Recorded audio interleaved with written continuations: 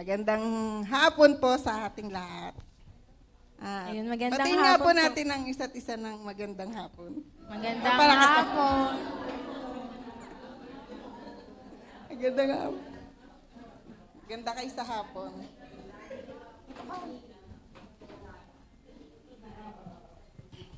So, today po, dadako po tayo sa day 32 ng ating home ministry na Love Meets Sexual Needs.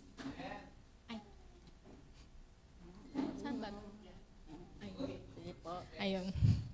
Sa totoo lang po, nung binigay po sa amin yun nga po, ni Pastor, nagtanong po ako kay Mama. Sabi ko, Ma, kaya natin to. Nagda-doubt po ako sa sarili ko talaga kasi unang-una po, wala akong asawa. Tapos yung asawa nga po ni Mama, which is si Papa, is nasa abroad. Sabi ko, kaya natin yun ipaliwanag. Tapos, yun nga po, pero inano po ako ng Lord na even po kila sa aking youth leader na si Kuya Jmar, si Brother Jmar, nag-ano din po ako nung na hindi ko po alam kung ano yung sasabihin ko sa home nga po namin. Pero yun nga po, pumasok po sa isip ko nung mga panahong matigas pa po yung ulo ko na wala pa po ako sa Lord na aminin ko na po na nagsisex po outside marriage po. Na hindi ko naman po alam na masama po pala yon. Kasi akala ko po before na kapag nagsama na po kayo ng partner nyo, is okay na po kasi nagsama naman po kayo. Pero yun po pala is mali po pala. Pero before po natin siya ipaliwanag ng lubusan, magpipray po muna po tayo. Pray po muna tayo. Tayo po tayo. Hallelujah, Lord. Lord, salamat po sa oras na ito, Panginoon. Panginoon, samahan niyo po kami, Panginoon, sa aming tatalakayin, Panginoon, ang iyong pagmamahal, pagkakaisa, at ang iyong pagkaunawa, Panginoon, sa amin. Sa bawat isa sa amin ay Panginoon, maihayag mo po, Panginoon. Panginoon, maraming salamat muli, Panginoon, sa bawat isa na narito, Panginoon, na ikaw po yung nag-guide sa kanila papunta rito, Panginoon, upang may matutunan dun po sila tungkol sa home, Panginoon. Panginoon, maraming salamat muli. Sa iyo namin ito itinataas, sa iyo ang aming papurit, pagsamba, sa pangalan ni Jesus. Amen.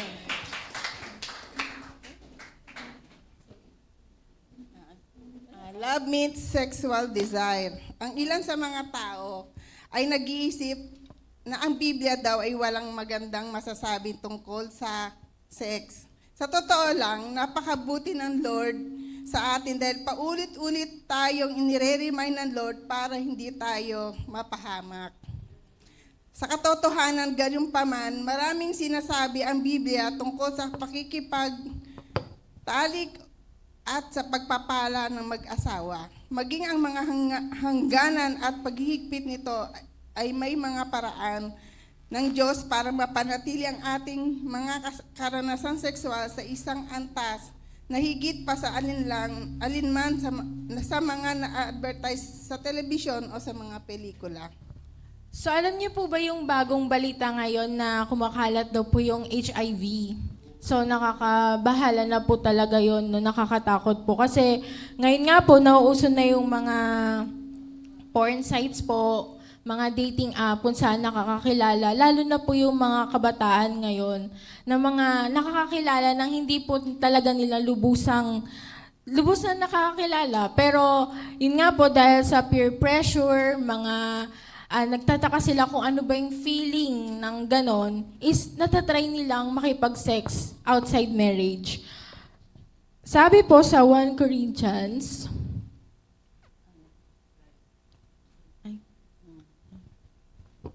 1 Corinthians 7, verse 3, the husband must fulfill his duty to his wife, and likewise also the wife to her husband. Sabi nga po, di ba, kailangan meron tayong tungkulin sa ating mga asawa. Asawang babae, asawang lalaki. Maging mapasawang babae o mapaasawang lalaki. Meron tayong mga tungkulin na dapat nating gampanan.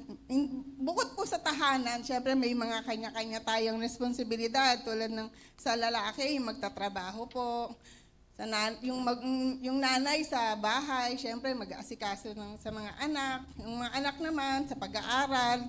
Yun po ang mga duty, di ba po? Pero tayo mga may asawa, may duty din po tayo, lalo na pagdating sa asawa natin. Hindi lang sa bahay, kundi maging sa loob ng kwarto, may duty tayo sa kanila.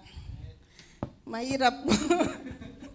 Yun po, yung duty na yun, na kailangan, yung desire natin sa kanila, lalo pag kayong dalawa na lang ang magkasama sa kwarto. Unang-una po yung intimacy and connection. Yun po ang kailangan talaga lagi hindi man nyo ipakita sa labas sa public ng inyong maging close. Kahit po sa loob ng kwarto, magkaroon kayo ng yung intimate, yung closeness, yung talagang kayong dalawa lang kasi ang nakakita kayong dalawa lang yung magkasama. Siyempre, naranasan ko yon kahit yung asawa ko wala, pero naranasan ko yun na yung lagi kami magkasama, lagi kami magkatabi, yung bang walang anuhan ba? Kahit ba, umutot ka, baliwala sa... So, Baga sa yung wala na, kasi nga... hindi, in short po, panatag po kayo sa isa't Panatag kayo isa. sa isa't isa. May Kasi- spark po between the two diba? of you. Kailangan yun Kailangan na meron kayong... Wala na baho-baho. Baga sa yung Tsaka amoy-amoy. syempre po yung love Pero niyo- kung love niyo. bagong kasal pa kayo, bago lang kayo, syempre may yaya pa yan. Pero pag nasa kwarto na, wala na. Kumbaga, wala na kayong nakikitang iba, kundi kayong dalawa na lang. Tsaka syempre po, yung respeto tsaka yung love niyo po dun sa partner niyo, dapat hindi nawawala habang tumatagal po yung relationship niyo. Next po is yung pleasure and satisfaction. Desire to experience sexual orgasm and general well-being.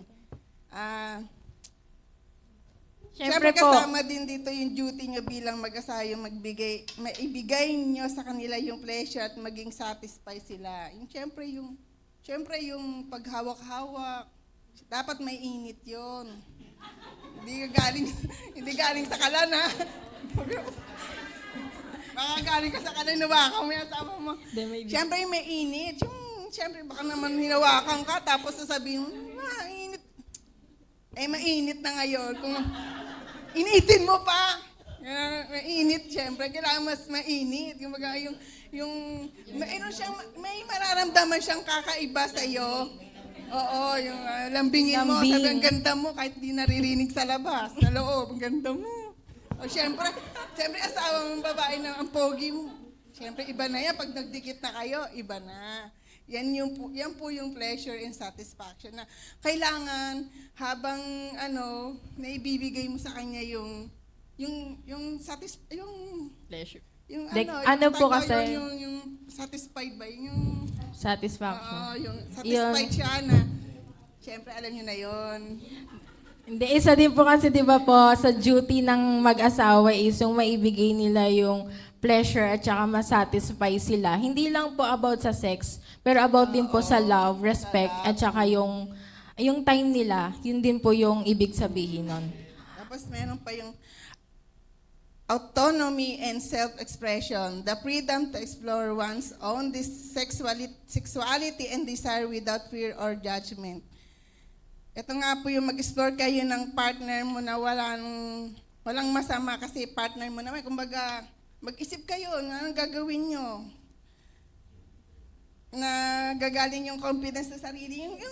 Mag-isip ko kung anong gagawin nyo. Kung bawa, mag-jack and boy kayo. Jack and stone. Kaya po, before magdi-date muna kayo. Bulagaan kayo. O, di ba?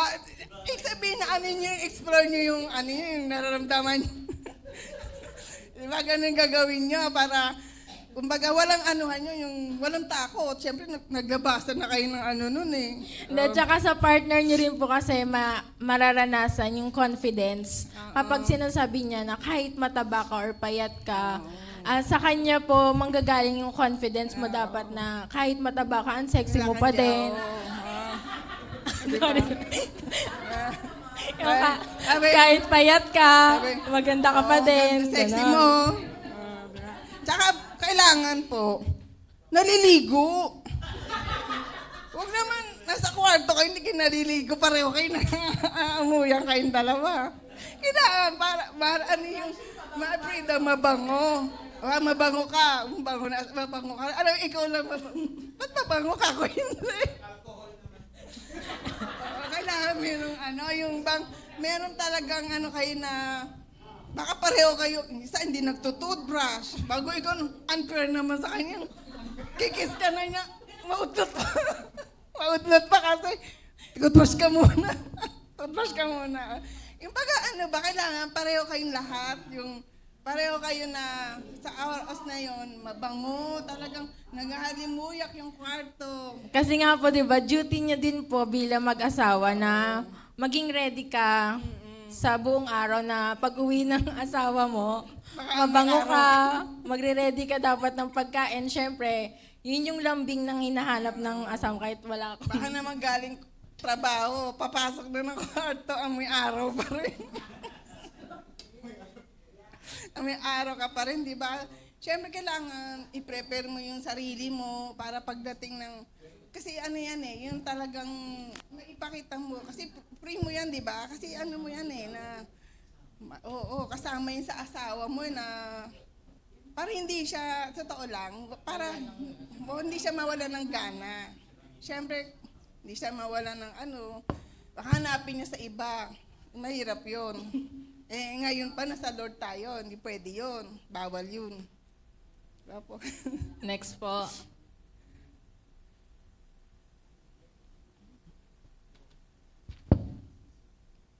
Sabi po sa Genesis 2:18, the Lord God said, it's not good that the man should be alone. It will make him a helper suitable for him. Yun nga po, di ba sabi nga ng Lord na hindi kailangan mag-isa lang yung lalaki. Kailangan na meron siyang makakatulong. Kaya binigay, di ba po, ina niya si Adan, kaya binigay niya po si Eva na para may makatulong siya sa kasi siyempre malungkot ang pwede bang puro lalaki. Hindi naman pwede yun. Kaya naglagay siya ng babae na para makakatulong natin. Kaya tayo, tulad natin, yung mister natin, binigay tayo ng Lord sa kanila, para makatulong tayo sa kanila. Sabi din po sa Genesis 2, verse 24, therefore a man should leave his father and his mother and hold fast to his wife, and they shall become one flesh. Ikaw na yun. So, dun po sa verse na yan, nakita niyo po yung word na leave, tapos hold fast to his wife, at saka po yung one flesh. Dun po sa leave, kapag dumating po sa point na nakapag-asawa na kayo, nakalagay po sa Bible na iiwan niyo po yung parents niyo at magsasama po kayo sa isang bahay. Kasi yun nga po, binibigyan kayo ng Lord ng bumuo ng sarili niyong pamilya na galing sa totoo mong Buhay mo. Yun po yung sa'yo, galing sa'yo na ikaw mismo yung magtatayo ng pamilya mo na masaya at makaka-Diyos. Sabi nga, di ba? Sabi nga po, live, nakita niyo po ang salitang live, hold fast to his wife, one flesh. Live dahil kapag dumating ang point na kasal na kayo, kailangan niyong iwan ang inyong mga magulang. Para kayong mag-asawa ay makabuo na makatatawag niyong sariling pamilya. Hold fast to his wife. Dito kapag nag-asawa na, kailangan gawin niyo ang duties niyo bilang partner intimacy. Banding niyo at pinag-iisa ng Diyos na hindi kailanman maghihiwalay. Yun nga, di ba kailangan po may banding ng pamilya, ng mga anak. Yun po. Yung one flesh po, ito ay nagpapahayag ng malalim, matalik na magsasama na mag-asawa, na sumasaklaw hindi lamang sa physical na intimacy, kundi pati na rin sa emotional at spiritual na pagkakaisa. Hindi lang dahil sa pinag-isa kayo at sa pagtatalik lang, naging isa din kayo sa ibang aspeto. Yung sa emotional at spiritual thing, dapat isa lang din kayo. Tulad po, tulad po yung mister ko noon, yung nag-asawa kami, dati pero lagi kaming, napatira kami sa biyenang ko. Tapos napatira din siya sa biyenang sa nanay ko din. Pero ngayon na lang po kami talagang nagbukod ng mister ko nung nag-abroad po siya. Ang problema nga lang po, siya naman yung napahiwalay sa akin kasi nung nagbukod kami, siya yung nag-abroad. Wala nga po kami sa magulang namin, pero yun nga lang po, ako yung naiwan para sa mga anak ko. Pero po yung pagmamahala namin, kahit nasa malayo kami, yung pananabik ko sa kanya, sa tuwing magbi-video call siya, pananabik niya rin sa akin, kasi pag tuwing darating siya, inuuna niya kaming mag-video call bago siya kakain. Kaya kumbaga yung kahit hindi kami naging nakabukod sa magulang, kumbaga ngayon na lang. Pero yung pagmamahalan talaga namin, talagang kahit malayo, kasi ang ano namin doon, yung tiwala po. Yung trust niya, yung pagtitiwala namin sa isa't isa na siguro hindi naman niya ako ipapagpalit dahil mabaho ako.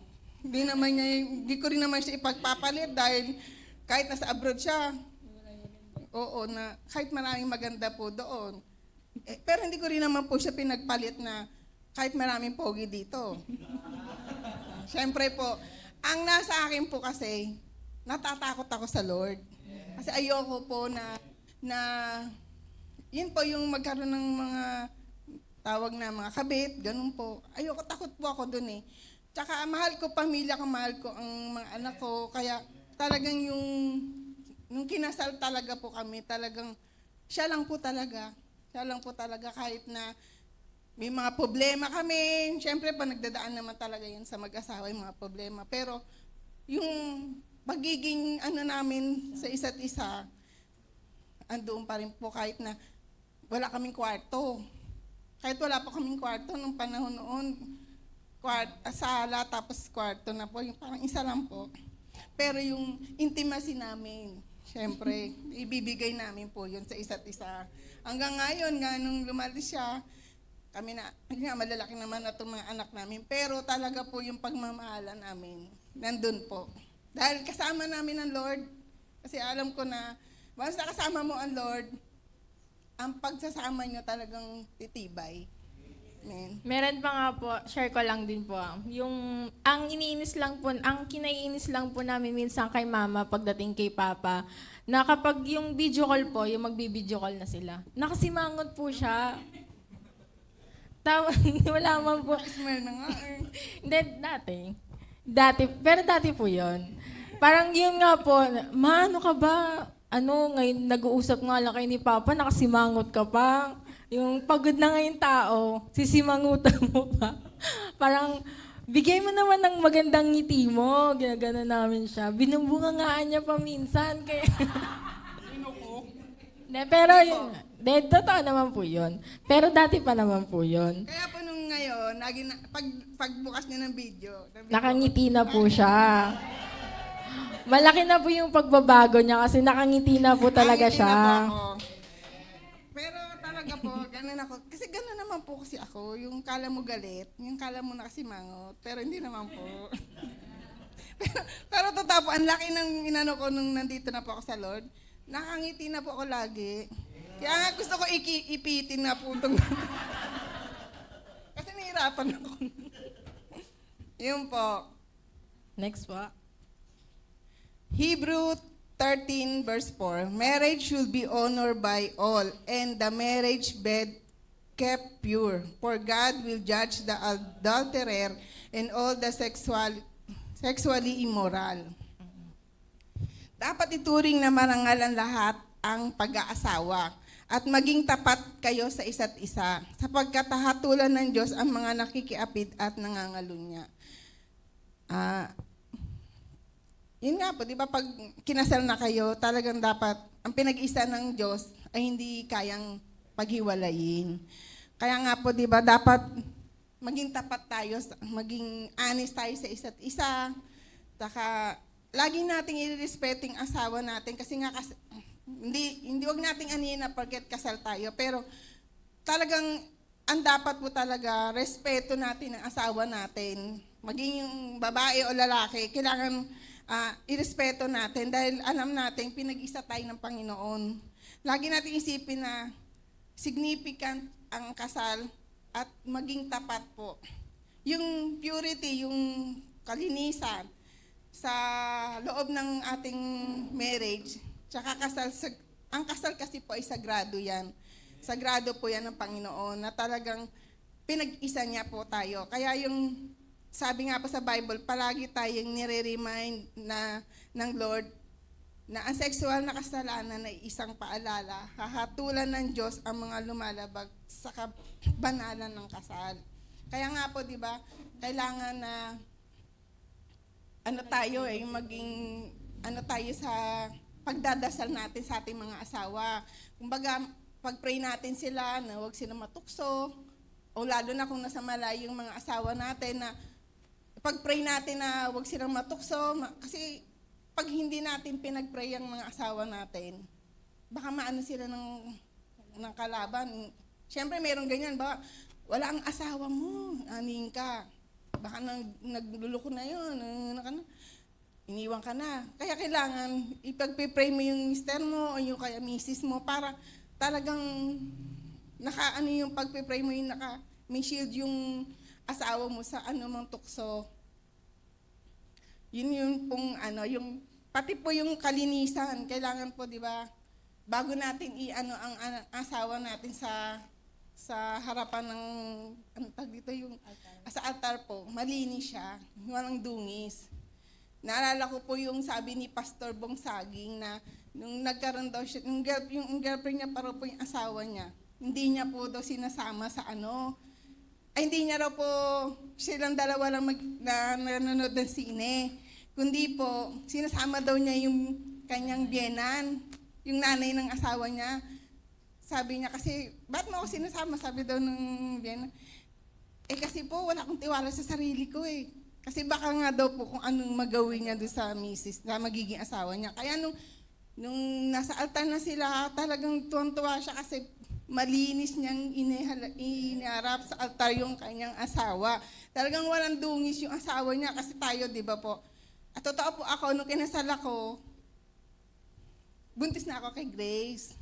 Nung panahon na yon.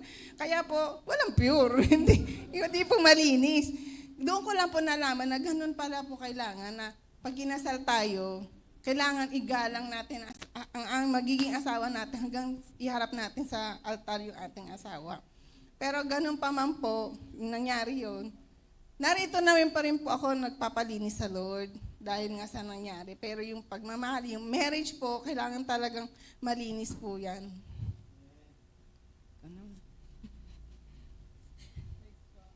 Yun nga po yung sinasabi ko kanina, yung dating apps, porn sites, drugs and alcohol. Ito po yung mga minsang ginagamit, hindi naman po minsan, lagi pong ginagamit yan ng ating kalaban na para subukin po yung pagmamahal natin sa ating mga partner. Yung dating apps po, kapag bored ka na sa asawa mo, naghahanap ka sa mga dating sites na pwede mong masabihan ng mga sama ng loob mo, ganun. Kaya humahantong po sa cheating. Yung porn sites po, kapag hindi na nagbibigay ng asawa mo yung pleasure na gusto mo, nakakapanood ka sa mga porn sites. And yung drugs and alcohol po, ito rin po minsan yung mga ginagamit na kasangkapan ng Lord para yung utak natin malihis po na dapat nasa matuwid na tayong daan, pero lumilihis po tayo dahil sa drugs and alcohol. Next. Sabi po sa 1 Corinthians 7 verse 5, do not deprive each other except perhaps by mutual consent and for a time to be free for prayer. But then return to one another so that Satan may not attempt you through your lack of self-control. Yun nga po, di ba sabi ko nga po kanina na kailangan talagang ipag-pray natin yung asawa natin. Kasi nga po, nandyan lang si Satanas na pwedeng gawan tayo ng hindi maganda, lalo na kung nakikita ni Satanas na talagang na merong pwede niyang gawin para matukso. Kaya, yun po, lagi tayong inating ipag-pray yung ating mga asawa na talagang protektahan sila ng Panginoon.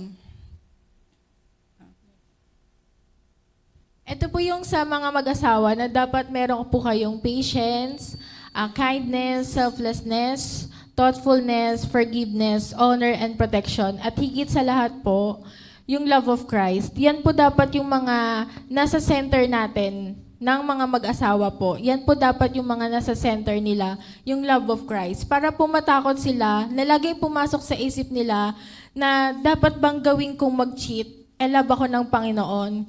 Love ko rin yung asawa ko, kaya hindi niya gagawin na mag-cheat dun sa partner niya. Sa 1 Corinthians 6, verse 20, "For you were bought a price. Therefore, glorify God in your body and in your spirit, which are God's." Ito po ay tinutukoy sa sakripisyong ginawa ni Kristo sa krus para sa sangkatauhan na binayaran ng halaga para sa kanilang pagtubos. Ang talatang ito ay kadalasang binibigyang kahulugan na ang Kristiyano ay hindi dapat gumagawa ng immoral na mga gawain. Dahil ang kanilang mga katawan ay hindi para sa kanila kung ano ang gusto nila, ngunit dapat gamitin para sa kaluwalhatian ng Diyos.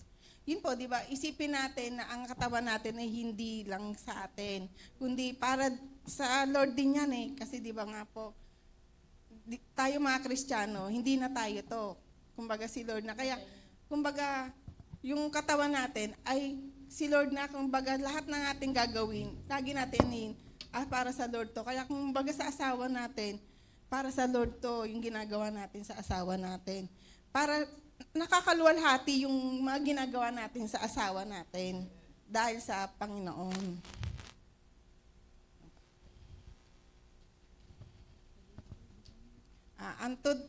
Tapos na po, today's there po natin. Ipanalangin ninyo ng partner mo ang inyong pagsasama na patuloy kayo samahan ng Panginoon para makaiwas sa anumang bagay na makakasira sa inyong pagsasama. God bless po. Yan po ang ating Love Meets Sexual Drive. Antayo po tayo para Glory po to God mag-pray. po.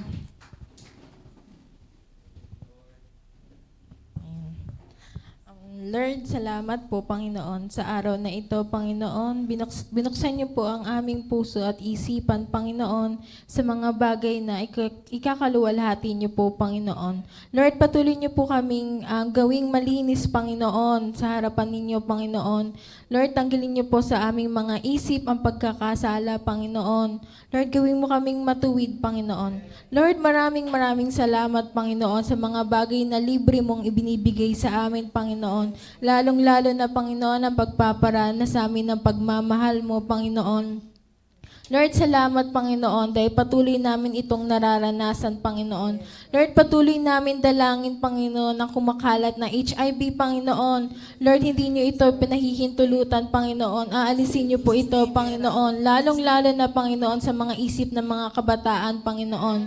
Lord, bigyan niyo po ang kabataan, Panginoon, ng pagmamahal niyo, Panginoon. Iparanas niyo po sa kanila ang pagmamahal, Panginoon, na hindi sila gumawa ng ikapapahamak nila, Panginoon.